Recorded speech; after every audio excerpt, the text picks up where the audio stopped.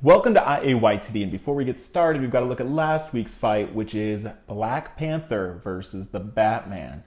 So this was pretty divided, which was really surprising. I thought most people were going to come out for Batman, but it was totally the opposite. A lot of people had really strong thoughts about Black Panther, and I think they were totally right.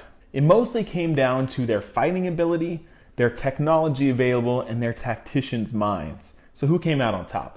First, we've got Dylan Lee, who said, "I believe that Black Panther would beat Batman mostly because I believe that Black Panther can immobilize Bruce Wayne's tech before Batman can figure out a way to counter vibranium. Also, in a head-to-head confrontation, Black Panther was able to best Captain America, who was at peak physical form. Even though Batman's one of the best martial artists in comics, I still believe that Black Panther can counter everything Batman brings to the table. And in the end, Black Panther's vibranium would ultimately give him the ever-so-slight edge over Batman." Chrissy's Clay adds, "Both use great suits and have great weapons on hand. However, the edge surely has to go with Panther. He has anti-metal claws and equipment, vibranium that would negate most of Bat's common utility belt gadgets, and Panther also has access to the ebony blade that cuts through anything. As great as Batman's suit is, Panther would cut through it like a hot knife through butter."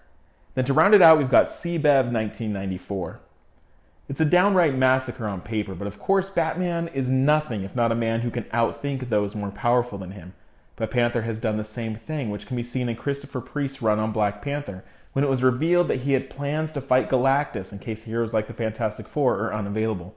Not only that, but Panther as of right now is on a team whose goal is to solve unsolvable problems. So the scope of Panther's tactical mind is through the roof. Sure, he's not doing all the thinking by himself, but to be one of the big brains on a team like that should show how much Panther has under his belt."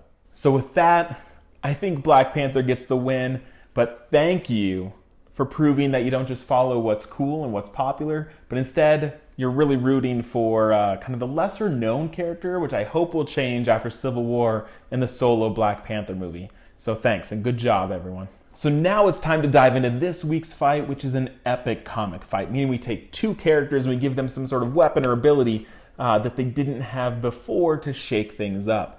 So today we have the Joker wearing the Carnage symbiote. So instead of, Cletus Cassidy, it's bonded to the Joker.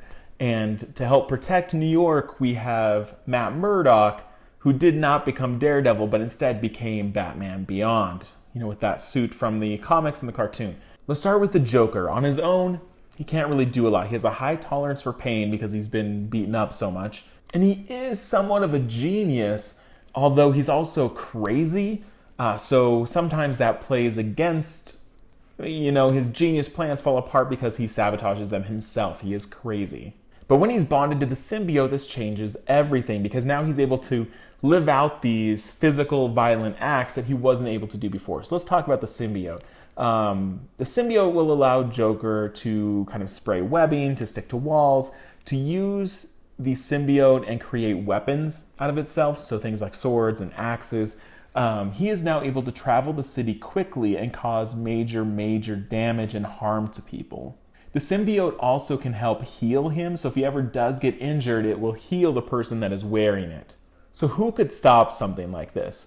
So protecting New York, we have Matt Murdock. And when he was a kid, Matt Murdock was in an accident with some radioactive waste or whatever. He was blinded, but now instead his other senses are incredible, most notably a radar echolocation kind of ability that allows him to sense where other people are and kind of react to them before they get close to him. So it's kind of this proactive sense that he has. He's also able to hear people's heartbeats to tell if they're lying or not. He can, touch something and feel, his other senses are just amped up to an incredible degree. By this point, he's gotten such a control over his own body that he's able to even kind of lower his pain receptor so that he can take more damage and not really feel much pain at all, which is helpful against something as aggressive as Carnage. Also, he's a skilled martial artist. He is an acrobat. He's able to do a lot of things in terms of hand-to-hand fighting that might help in this fight. Now, on his own, Matt Murdock may not have much of a chance, so that's why he needs the Beyond suit, the Batman Beyond suit. So what does this suit do? Firstly, it helps him navigate the city quickly. So he has rocket-propelled boots, and then he has this ability to glide and kind of somewhat fly throughout the city wherever he needs to be. Defensively, the suit protects him to a natural degree, kind of from physical attacks. It also has kind of a shielding from things like fire, water, radiation. It is pretty heavy duty and can protect him. Worst case, it also has a cloaking device so he can become invisible and maybe retreat from the Joker Carnage or get in those sucker punches that are needed to take him out. But really the key here is offensive. So the Batman Beyond suit has a lot of offensive capabilities, including batarangs that can shoot out of the suit. They might be explosive, they might be electric, they might have grappling hooks on them, whatever. He has all sorts of batarangs at his disposal. He has lasers mounted on his wrists, which can come in handy. And he also has retractable claws built into the gloves. So we have a deranged maniac murdering people in the streets. So the Joker armed with the symbiote, slaughtering. Can Matt Murdock, with his radar sense and a suit of incredible technology, stop him? I want you in the comments to give me your thoughts. Take into account all sorts of factors. What would be needed for Matt Murdock to take the W on this one? Make sure you explain your thoughts clearly, because next week we'll spotlight, the best solutions that you've given, your best thoughts. So thanks for watching. We'll see you next week on Comic Fights.